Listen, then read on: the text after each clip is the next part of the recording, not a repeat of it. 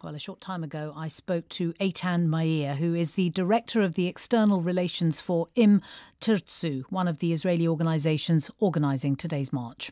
On Jerusalem Day, as you know, Hamas fired rockets on Jerusalem and the flag march was canceled. So already on that day, my organization, Im Tirtzu, the largest Zionist movement in Israel, decided, along with a bunch of other great organizations, to reschedule the march because it's a simple expression, a celebration of the liberation and reunification of Jerusalem. And you're happy with the fact that the march has been rerouted? I don't know what you mean by happy. I mean, we prefer to do the original march, which was the same route that occurs every year for decades. But as you know, due to all the threats of Hamas, it had to be rerouted. And again, this is the crux of the issue, I believe, is are we going to go ahead and cower and surrender to the threats of Hamas, of a terror group, and prevent law-abiding citizens from marching in the capital with their national flag? The answer, as we believe it, is no. So are you saying that the route that has now been approved by the cabinet as well as the police is one that you're going to defy, or are you going to stick to that route, which will avoid the city's Muslim quarter? Of course, we're not going to defy it. This has been planned from the very beginning with the police. We're law-abiding citizens.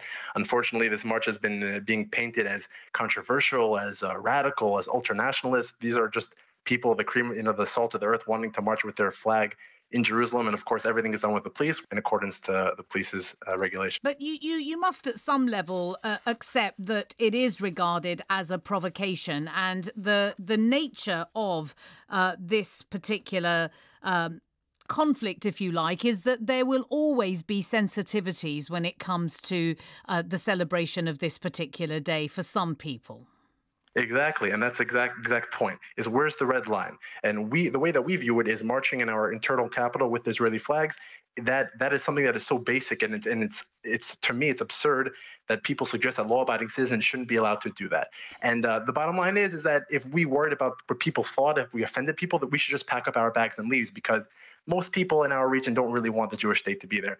But we believe that we have a right to be here. We believe that we have a right to march with our flags in Jerusalem. And I want to remind you, you're in the UK, and the people in the UK of all places should know that the policy of appeasement doesn't work. Whether it was Chamberlain in 1938, peace for our time, as we all know, or whether it's now caving to Hamas's demands, it only leads to more terrorism.